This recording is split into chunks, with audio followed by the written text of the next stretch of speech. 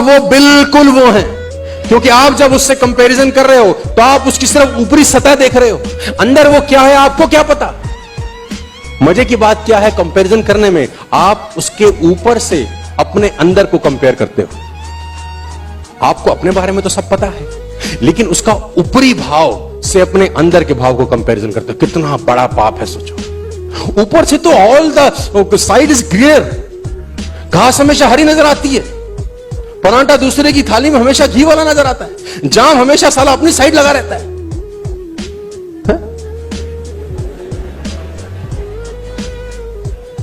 आप दूसरे की चेहरे से अपने अंदर को कंपेयर मत करो। उसके अंदर पता नहीं क्या क्या धुंध चल रहे होंगे यार। अच्छी चीज थोड़ी प्रकट कर, गंदी चीज थोड़ी प्रकट कर देगा कोई। सामने तो चौड़ा चौड़ा ही घूमेगा ना, अंदर सादे की फटी होगी हो सकता है, अंडरवेयर में 4 सुराख भी हो सकते हैं उसके। कभी जिंदगी में कंपैरिजन मत करना, खुशी नहीं होगी तुम्हारी जिंदगी में। सोचो तुमने नई नई वॉक शुरू करी, तुम पहले आधा किलोमीटर भागने लगे, 500 मीटर, कुछ दिन तक 500 मीटर भागे, फिर एक हफ्ते के बाद तुम्हारा वो 500 मीटर बढ़ के हो गया 1 किलोमीटर। वाह वाह वाह, बड़ा मजा आने लग गया। फिर 1 महीने के बाद 2 किलोमीटर की रनिंग चालू हो गई। आहा हा हा। 1 साल के बाद 5 किलोमीटर तक दौड़ पड़े, बड़ी खुशी होने लग गई कि अब हम 5 किलोमीटर दौड़ते हैं। अचानक एक दोस्त मिला जो मैराथन दौड़ रहा है। तुमने कहा साला हम तो बेकार हैं, हमारे तो लल्लू हैं, ये 25 किलोमीटर दौड़ रहा है, हम 2। Comparison kills the Joy of achievement. आपने जो अचीव किया है उस जॉय को किल करता है सर कंपैरिजन। आपके पास सेंट्रो है ना, उस पर फक्र करिए साला। वैगन आ रहा है तो उस पर फक्र करिए, बाइक है तो उस पर फक्र करिए। कंपैरिजन मत करिए किसी के मर्सिडीज, बीएमडब्ल्यू, ऑडी, जगुआर से। आपकी अचीवमेंट को अगर किल करना है तो कंपैरिजन स्टार्ट करिए। पहला लेसन सक्सेस प्रिंसिपल जो 9 बताने लगा हूं, उसमें पहला principle, never in your life compare yourself. अपने आप को कभी किसी से कम मत समझना दोस्त। जो तुम कर सकते हो किसी का बाप नहीं कर सकता। मैं बता दूं, हर आदमी में एक स्पेशलिटी होती है जो दूसरे में साला हो ही नहीं सकती।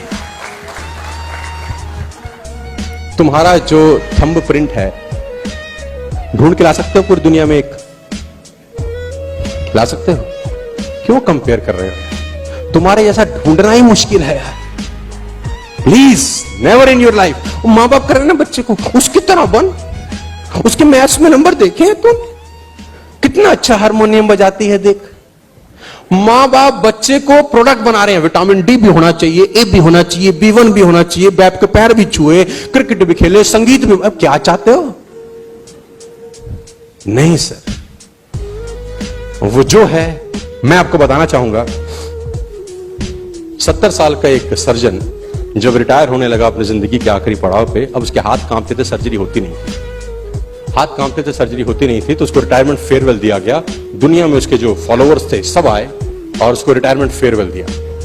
बहुत बड़ा सर्जन थे, हाथ में बियर का गिलास लिए खिड़की के किनारे चुपचाप खड़े थे। म्यूजिक बज रहा था, शैंपेन चल रही थी और सब लोग बड़े खुश थे कि आज हमारे सर्जन का आखिरी ऑपरेशन खत्म हो चुका है, अभी कभी सर्जरी नहीं करेंगे ना, ही इज फ्री। उदास खड़े। तो किसी ने पूछा इतने उदास क्यों, इतने सफल हुए, दुनिया भर में तुम्हारे फॉलोअर हैं, तुम्हारी केस स्टडीज के एग्जाम्पल दिए जाते हैं, आज खुश नहीं हो? क्या जबरदस्त जीवन आपने जिया है, खुश नहीं हो? Not at all. क्या तकलीफ है? बोले डॉक्टर बनना ही नहीं चाहता, मेरे मां ने बना दिया। क्या बनना चाहता था? डांसर बनना चाहता था। डांस करता, घूमनाम, अकेले कमरे में नाचता रहता, कोई नहीं देखता, मुझे कोई तकलीफ नहीं होती। जो बनना ही नहीं चाहता था वो बन के मैं करूं क्या? पूरी जिंदगी मेरी तबाह हो गई। बच्चे को वो बनने दो जो वो बनना चाहते हैं, और तुम्हारे बनाने से बनते तो सारे IAS बन जाते थे। मां बाप के बनाने से बन जाते हैं क्या बच्चे? तो हम सारे IAS घूम रहे होते ना, बाजार में घूम रहे होते कि नहीं घूम रहे होते? वो बड़ा सिंपल सा है कि वो लड़का घर घर गया तो बाप ने बोला पास हो गया, तेरे नंबर कैसे आए? तो बोले पापा वो जो अकाउंटेंट है ना, अकाउंटेंट अंकल, उनका लड़का फेल हो गया है। तो बाप ने बोला तेरा क्या हुआ? बोले जो सुधीर अंकल हैं चार्टर्ड अकाउंटेंट, उनका लड़का भी फेल हो गया है। बाप ने बोला साले हरामखोर तेरा क्या हुआ? बोले जो लॉयर हैं दीक्षित जी, उनका लड़का भी फेल हो गया है। बोले अपना बता अपना। बोले तू कोई कलेक्टर लगा कहीं का? तेरा भी फेल है।